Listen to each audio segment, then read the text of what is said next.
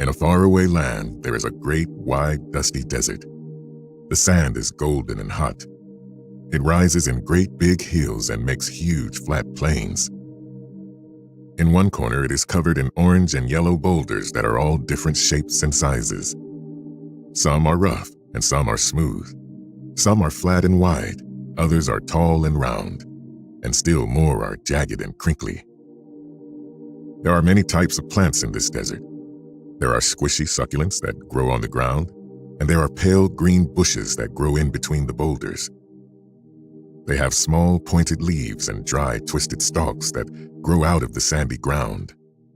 And underneath these bushes is where the lizards live in the sand. You see, this desert is home to hundreds and thousands of lizards. They are pale sandy brown so they can blend in with their home. They have rough, scaly bodies and white underbellies. They have little horns on their faces and deep yellow eyes. In the evening, they rest under the cover of the sand and bushes, and in the morning, they crawl out onto the rocks and lie in the sun until it heats up their bodies and gives them energy for the day. Then, when the sun goes down, the lizards must go to bed.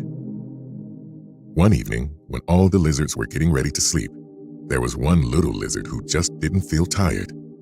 His name was Leon, and he was the youngest of all of his brothers and sisters.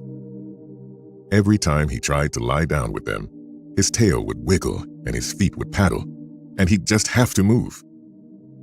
All his brothers and sisters moaned and complained. Why couldn't Leon just stay still? Leon felt bad for keeping his brothers and sisters awake, so he crawled out of the sand. He looked around. The sun was sinking low in the sky, turning the rocks and the ground pinky orange.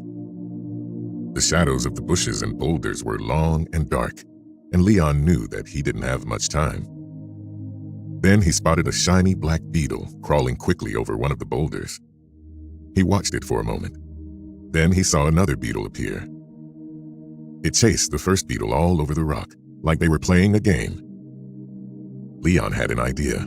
Maybe if he ran around and played a bit, he would tire himself out and he'd get to sleep. So Leon scurried as fast as he could to the beetles and asked to play with them. The beetles giggled happily and told him that they were playing catch, so Leon joined in. He leaped and ran and scurried all over the rocks and boulders. He felt the stone beneath his feet becoming cooler and cooler as the heat of the day left it. He saw the sunrise bouncing off the shiny backs of the beetles.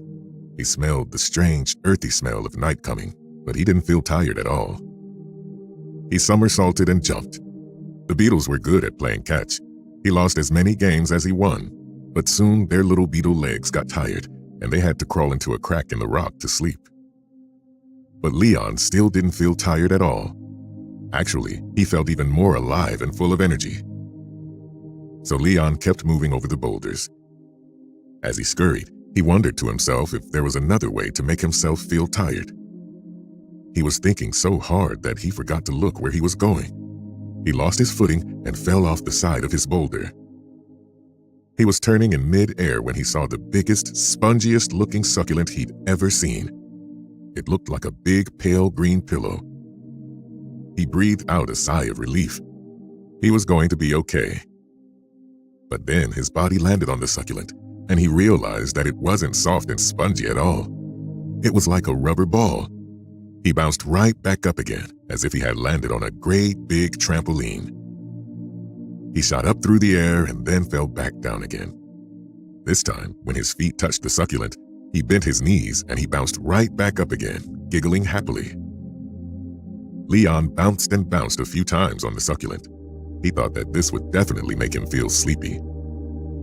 But after a while, he wanted to stop bouncing. So Leon stopped bouncing on the succulent and scurried onto a nearby boulder. Panting, he looked around. It was definitely nighttime now. He could see the stars up above him. He was glad not to be bouncing, but he didn't feel tired at all. Still, it wasn't wise to be out late, so slowly he made his way back home. When he got there, he found all his brothers and sisters sound asleep. He wriggled in next to them and wondered how he could fall asleep too.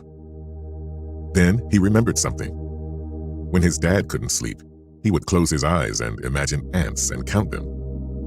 Leon closed his eyes and began to imagine ants. First, he imagined one ant. Then he imagined 2 ants. Then he imagined 3 ants. Then he imagined 4 ants. But this time he also imagined they were training to be in the circus. They were jumping through little hoops. Then a 5th ant joined them and started playing a tiny drum. Then more ants came to play the trumpet and the guitar. Soon there was a whole audience of ants, watching the circus ants play music and jump through hoops. Leon opened his eyes. It was no use. He hadn't counted the ants at all. He'd just made a big story for them that made him feel even more awake. Leon sighed a big sigh. Perhaps he just wouldn't be able to sleep tonight. But then Leon's mother woke up. She looked lovingly at all her little lizards snuggled in around her, and she saw Leon wide awake. She crawled over to him and kissed him on his head. Leon told her all about trying to get to sleep and how it wasn't working. But she just patted him on the back and smiled. She told Leon to lie down, get comfortable, and close his eyes. Leon wriggled into a good position and closed his eyes. Then his mother told him to take a deep, slow breath in. Leon did what he was told.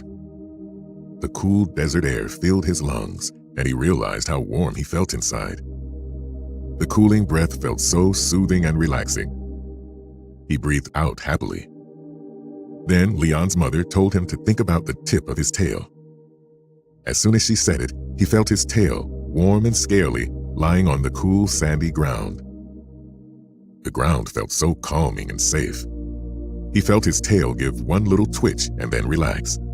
It was as if every part of it had decided to become soft and sleepy. Leon gave a little yawn.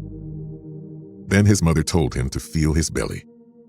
Leon felt it, warm and wriggly against the cool ground.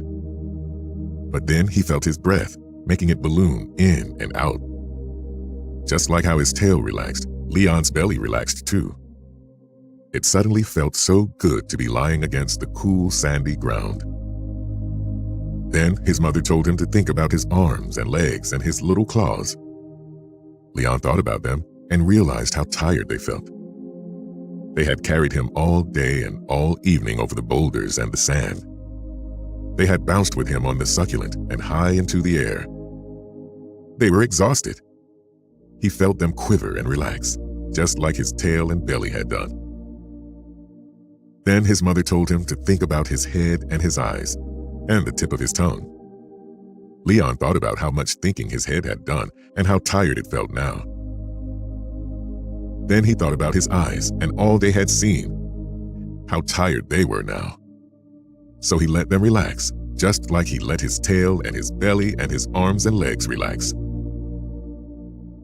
Then his mother told him something else, but whatever it was, Leon didn't remember, or perhaps he just didn't hear it. He was so relaxed and so tired that he simply slipped into his dreams. The mother lizard smiled as she watched her littlest lizard sigh softly and join his other brothers and sisters as they slumbered. She closed her eyes and felt the cool ground beneath her, heard the sound of her children around, and smelled the earthy smell of night. She took a long, flowing breath in and felt herself drift softly into the sweetest, deepest sleep.